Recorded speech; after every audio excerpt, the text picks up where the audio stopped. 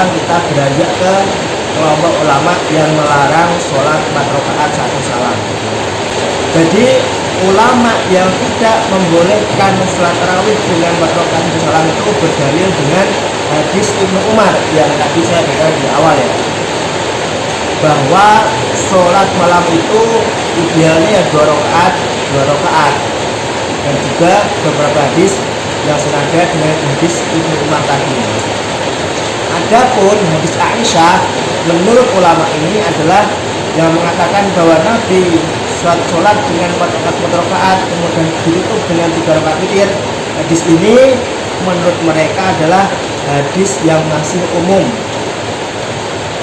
dan dikhususkan dengan hadis Ibnu Umar tersebut. Jadi menurut ulama yang melarang sholat 4 rakaat 1 salam itu menilai hadis Aisyah ini itu adalah hadis yang masih umum, artinya ada pentakhsusnya atau ada pengkhususannya, yaitu hadis Ibnu Umar.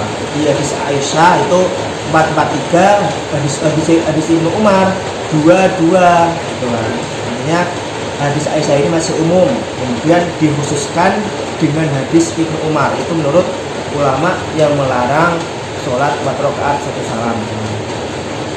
Menurut mereka maksud 4 rakaat dalam hadis Aisyah tersebut ialah Nabi sholat 2 rakaat 1 salam, begitu seterusnya.